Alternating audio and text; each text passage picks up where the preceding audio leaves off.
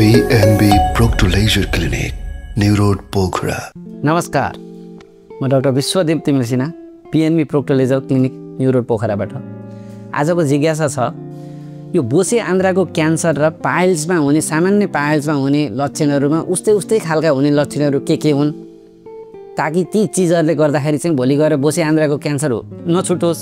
Piles त क्यान्सरमा कहिले पनि परिणत हुँदैन, तर बोसे आन्द्राको क्यान्सर हो भने पनि त्यो चीज चाहिँ बेलैमा पत्ता लगाइयोस् भनेर यो जिज्ञासा राखिएको छ। यो एउटा 2017 को अलमोस्ट सेप्टेम्बरतिर हो। म आफू पनि यसरी नै बिरामी हेर्ने क्रममा म स्याङ्जाको वालिङ जाने गर्थेँ। त्यो बेलामा चाहिँ मैले अब अहिले त मिडियामा त्यसरी एक्सपोज त नगराउन, एकजना बिरामी हुनुहुन्थ्यो, बिचरा बोसे आन्द्राको क्यान्सर रहेछ, पाइल्स भनेर उपचार पाइराख्नु भएको थियो, तर भगवानको कृपाले उहाँको क्यान्सर धेरै टाढा कलेजोसम्म नगए पनि त्यहाँको लोकलाइज नभएर रिजनलसम्म चाहिँ थियो। अनि उहाँको त्यो क्यान्सर भइसकेपछि हजुरको यो क्यान्सर छ, क्यान्सर जस्तो लाग्छ, मासुको जाँच गराउनुपर्छ, यहाँ मिल्दैन, म पोखरामा छु, त्यहाँ गएर मासुको जाँच गरौँ, अपरेसन पनि गरौँ भनेको एक्स इन्डियन आर्मी हुनुहुँदो रहेछ। अनि त्यो बेलामा चाहिँ ल्याएर मासुको जाँच पठाएपछि चाहिँ क्यान्सर भनेर आयो, किनभने हेर्दा पनि कति प्रकृतिहरू हुन्छन् त्यसको छुट्टै किसिमको, त्यो यो चाहिँ नर्मली पाइल्स होइन होला है भन्ने खालका हुन्छन् र मान्छेका आफ्ना सिम्टम्सहरू र त्यो चिजको प्रकृतिले गर्दा पनि थोरै अलिकति नलेजहरू दिइरहेको हुन्छ। त्यसरी आएर जाँच गरियो, त्यो क्यान्सरमा परिणत भयो देखियो।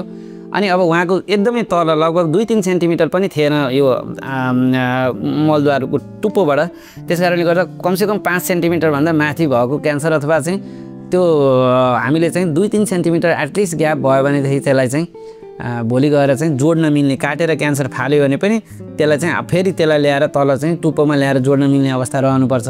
तर त्यो 2-3 सेन्टिमिटर पनि नभएको हिसाबले गर्दाखेरि चाहिँ उहाँको चाहिँ के छ भने त्यो जोड्न नमिल्ने अवस्था भयो र जिन्दगीभरको लागि कृत्रिम मलद्वार चाहिन्छ भन्दा रुनु भयो, आँसु झारमा चित्त दुख्यो।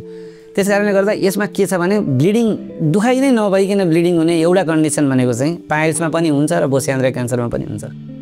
अर्को कुरा के हुन्छ भने पाइल्स भइरहेको बेलामा चाहिँ के हुन्छ मान्छेहरूलाई भने सिगान जस्तो म्युकसहरू भइरहेको हुन्छ।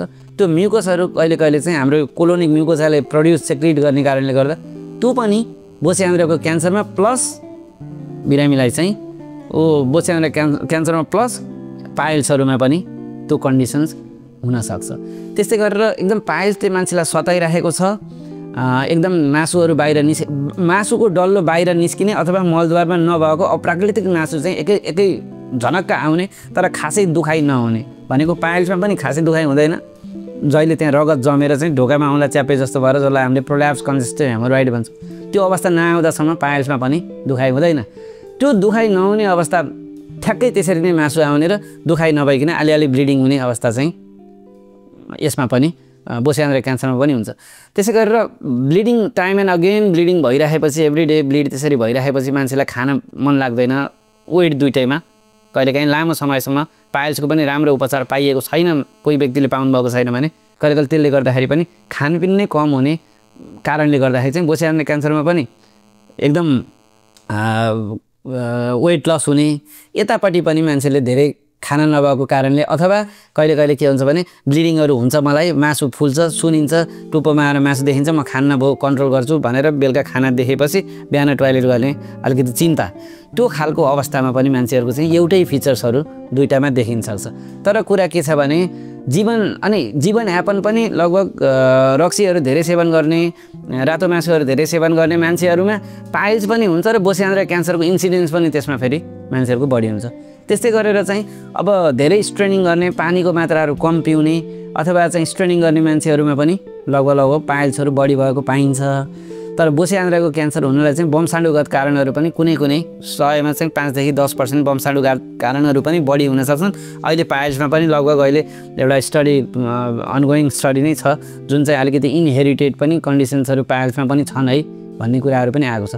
त्यस कारणले गर्दाखेरि चाहिँ कोही व्यक्तिको चाहिँ जीवनयापन अलिकति अल्कोहलिक अथवा स्मोकर्सहरू भइरहेको, दिशा कब्जियत भइराख्ने मान्छे हुनुहुन्छ भने, अनएक्सप्लेन तरिकाले ब्लड लसहरू भइरहेको छ र 50 वर्षभन्दा माथिको एज छ भने, त्यस्तो खालको एजको मान्छेले चाहिँ कहिलेकाहीँ दुईटै फिचर्सहरू एउटै भएको कारणले गर्दाखेरि चाहिँ नजिकको चाहिँ एउटा सर्जन चिकित्सक अथवा जसले चाहिँ कोलोनोस्कोपीहरू गर्नुहुन्छ उहाँसँग गएर रगतबाट हेर्न सकिने चिजहरू अथवा कोलोनोस्कोपी गरेर पनि हेर्न सकिने चिजहरू अथवा एउटा चिकित्सकले एउटा क्लिनिसियनले चाहिँ त्यो मासुको चाहिँ प्रकृति हेरेर पनि यो खालको मासु चाहिँ इरेगुलर बोर्डर भएको छाम्दाखेरि सारो अलिकति बढी एक्सटेन्ड भएको छुने बित्तिकै बढी ब्लड आइहाल्ने त्यसबाट यी क्यान्सरका लक्षण हुन् है यो हेर्दाखेरि यो चिजमा पनि भन्ने खालको प्रकृति बुझ्ने मान्छेसँग गएर एकचोटि चेक जाँच गराउन जरुरी हुन्छ।